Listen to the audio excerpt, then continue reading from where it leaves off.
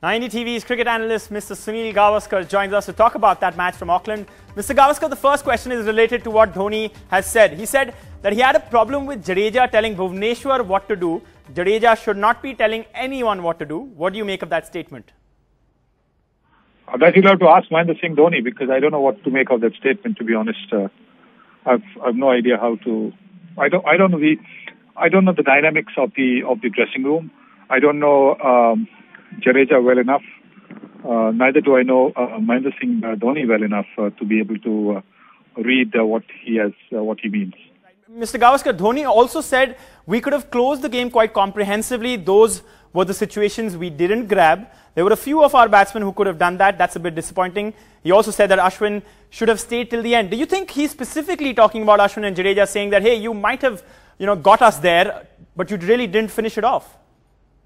Yeah, I suppose because they were batting well, they were really clobbering the ball well, they were finding the gaps, they were hitting those big sixes, and they were once you're in form like that, yes, you do expect that you take them home. But what we've got to remember is that they actually made it possible. When they came together, the situation was hopeless. So rather than criticizing them, I would say that we should compliment them for the way they made it look possible from a hopeless situation, for the way they retrieved ground for India. And if at all anything has to be looked at, I think you've got to look higher up the order as well, because those are the guys who are supposed to get the big hundreds and the big 50s. They are not the ones who are making the contribution. So I don't think it is fair to really point a finger at guys who actually turned the match around and gave yourself a chance, rather than otherwise what would have been an embarrassing defeat. And Mr. Gavaskar, the other thing was that this is the 20th time in a row India chose to field after winning the toss outside Asia. Do you think that this is a clear sign of not having confidence in the bowlers? Possibly, yes, because I think you feel that the bowlers are not going to be up to it. But what you're doing with that is, because your bowlers are in any way conceding about 250 plus runs, you're putting pressure on your batsman. It is much better for the batsman to bat without the pressure of an asking rate. They might actually get you 350 or more, which would at least give your bowlers that little bit of extra cushion of runs. So it's something that they need to look at in the next couple of games if they've got to stay in the series. Mr. Gavaskar, the other thing was that the openers, if you can just talk about them, they were going at more than a run and over. You think the over-attacking nature of the batsmen is costing them their wicket? For example, Martin Guptill, he scored 100, and even though his strike rate was just 86, and the Indian openers, they were going at more than 100 runs per over. Well, I think they are under the pressure of playing their shots too soon, simply because of the number of runs that they're chasing.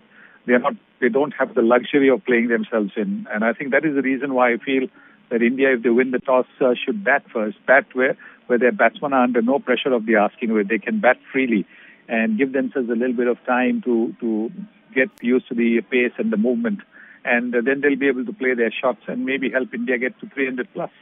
So it's something that they need to look at. I know they're more comfortable chasing, as you said, 20 times. In the last 20 times overseas, they've opted to field first. That strategy has... I don't know what is the success percentage of that strategy. But have a look at some of the T20 wins, and have a look at the India's Champions Trophy final, where India beat England. They were defending not a big total, about 120, but they defended it.